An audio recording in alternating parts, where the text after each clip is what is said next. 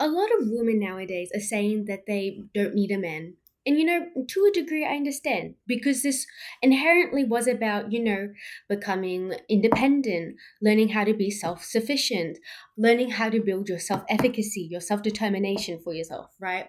But now, in the Western culture, the ways of thinking specifically directed to women are taking this to the extreme. So now it's not about independence anymore, and it's about stopping interdependence. Now you see, interdependence is when you rely on another human being and the other human being relies on you. Now, we are limiting a lot of meaningful and loving connections because we don't need a man. Imagine if a man meets you, you are in the dating scene, you are looking for a partner, or maybe you're not inherently consciously thinking this, maybe it's subconscious, you meet this man and he says straight out to you, I don't need a woman. How are you going to react to that? You're immediately going to think, he isn't the one for me, and you're going to walk away. Now, how do you think many men feel when they meet you and you have this shield, you have a barrier for connection with them because I don't need love from men. I don't need this. I can do all these things for myself. I am not just defending men and I'm not saying or attacking women, okay? I genuinely love talking to women, getting to know other women, seeing their point of views. But the thing is, I was recently overhearing a conversation. When I say overhearing, because I wasn't very part of it, I felt a little bit excluded. We were doing this group thing, okay? And it started to get on the topic of dating. And a lot of women were starting to say, men suck nowadays. It's hard to find a good man out there. The story that I'm about to share, it is not wrong, okay? We all have autonomy. We all have a choice to make, okay? What you do with your life is your choice. But I'm thinking it from an ethical perspective, okay? A lady started saying that she's nearing the age of 30 and she decided to have a child by herself from a donor. And now she's going to raise this child by herself. Now, everyone that was hearing this said, that's so right. You don't need a man nowadays. We can start families on our own. As I was hearing this, I was thinking, is it not important for the child to have a father in his life? Is it not important to make sure that you have good streams of income for the child, okay? One income is not better than two streams of income, okay? Now, I am not hating on women that decide that, I genuinely want to start a family because I'm nearing an age where my fertility is not going to be that great. So I'd much rather start a family now by myself than not have a family at all. I can completely understand that. But if you decide to go that route, you need to make sure you have strong social support. Do you have a strong family that can help you through this process? Do you have a strong social group with your friends, okay, that can support you through this, okay? Do you have good means of income, okay? Because if you don't, this child is already going to go without a father. You can do your best to try to fill the father role. But as a woman, you are inherently feminine. As a man, they are inherently masculine, okay? If you are inherently feminine woman, you're gonna struggle to meet all the elements of a man when raising a child that needs to grow up or would better off with both parental figures so they can learn different things, okay? I understand. I don't necessarily need my boyfriend to help me turn on the TV. I can do that myself. I am competent enough for that. I don't necessarily need my boyfriend to pay for me, but he likes to, okay? But the thing is, there are a lot of benefits to having a partner, and I'm not saying this is better or worse than than being by yourself, okay? I was by myself for many years. I was single for many years, and I was quite happy. But because I was listening to a lot of Western culture and a lot of people, what they were saying online, and I heard that a lot of women, you need to do this and this and this and this and this, and you don't need a man and you don't need this, and you can do everything yourself, and just do this and this, and then I got way too much in that toxic ways of thinking that a lot of my thoughts are even damaging now because I still have thought a lot about all these concepts, and I was like, like, that's so true. I don't need a man. I don't need this and blah, blah, blah, blah. And I didn't know that I was actually a little bit envious. I was a little bit jealous of when I was seeing other people in romantic relationship, even my very good friend, that I was like, okay, like, I wish I could have this for myself, but I will just preach in my head. I would welcome a partner, but I don't need a man. I can be like independent, yada yada yada yada yada. You get what I'm saying, okay? If you are too much in this ways of thinking, I can almost guarantee you that you are also subconsciously like jealous and envious of other women or other men that are in relationships with each other, okay? This is not a bad thing, okay? Jealousy and envy is a good thing to an extent if you learn something out of it. And now I know, like, and even then I was like, this is honestly because that I secretly desired to have this by myself. But the best thing to do for myself in that point in time was working myself up and getting to a point that I was really happy and taking the opportunities to find things that I genuinely enjoyed. And, and then eventually a partner that I have now came along my way. Men and women don't suddenly change like this. Unless if you've been in a very traumatic situation and now you have like post-traumatic stress disorder, or you have some like changed your personality dramatically. How often does that happen in a relationship? Not very frequently, okay? When you get to know someone, it is hard for them to maintain a persona for such a time, okay?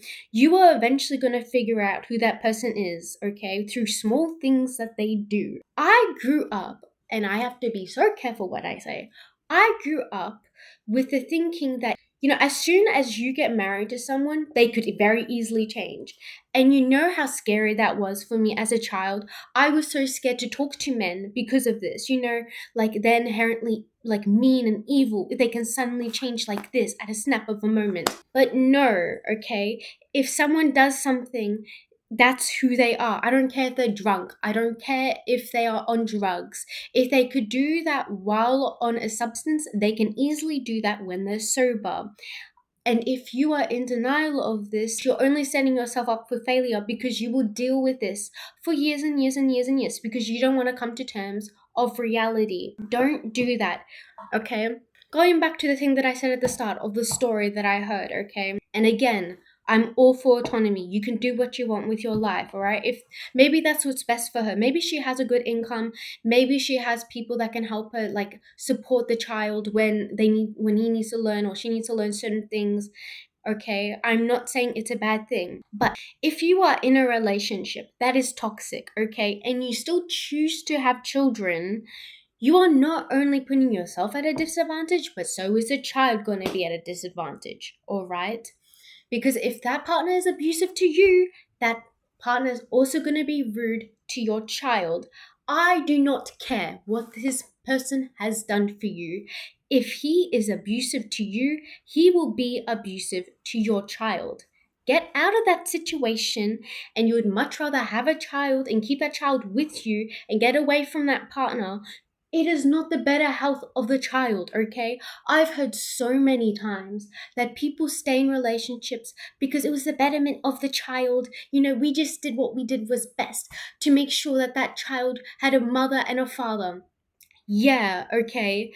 You want a loving household with a mother and father, but if one is not gonna pull their weight, what's the point of staying in that situation? Because that child is gonna be at step one, okay, even less than that, because he's learning all these ways and strategies to survive, to mitigate this narcissist, like their personality, get away like all the barriers so they could get to know other people. And they're gonna hold up these walls because their mom or dad is like this, so other people could be like this, okay?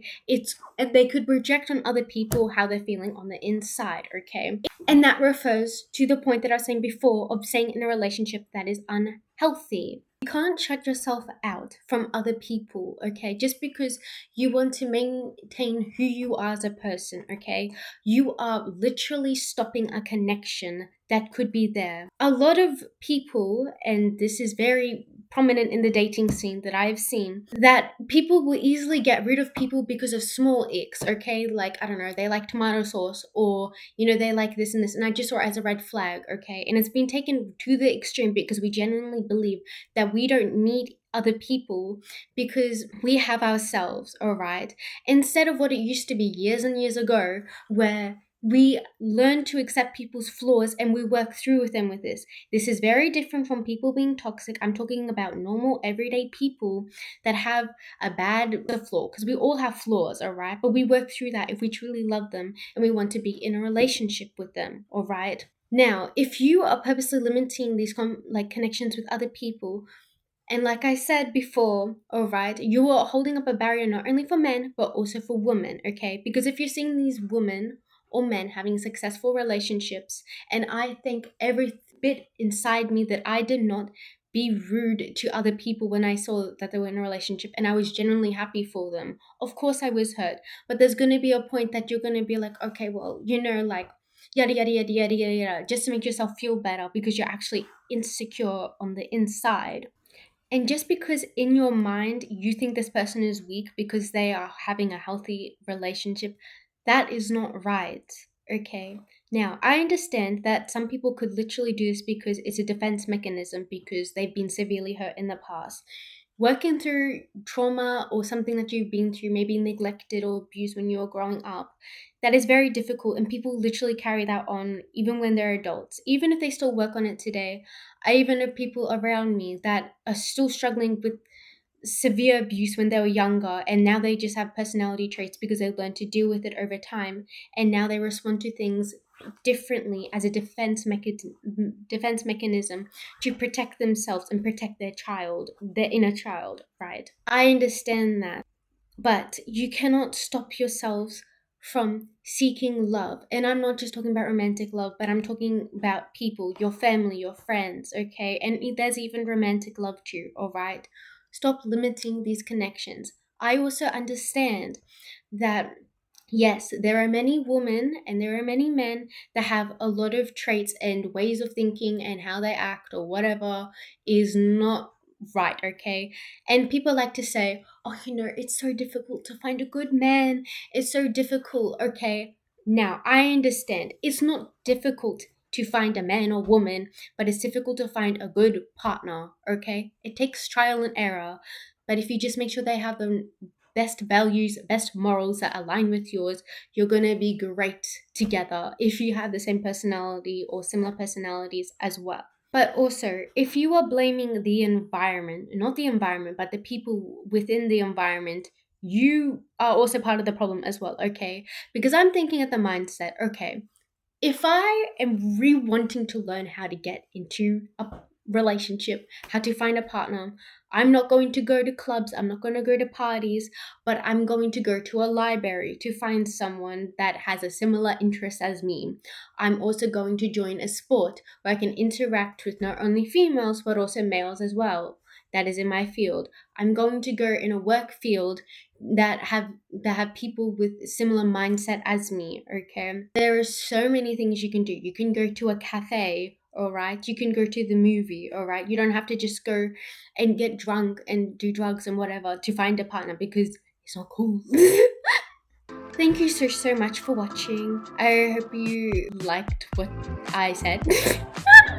If you have any content recommendations, please let me know. And if there's any ways I can improve my content in any way, please let me know as well. I hope you had a good day or a good night. If it's 12 a.m., please go to bed. Okay. Bye!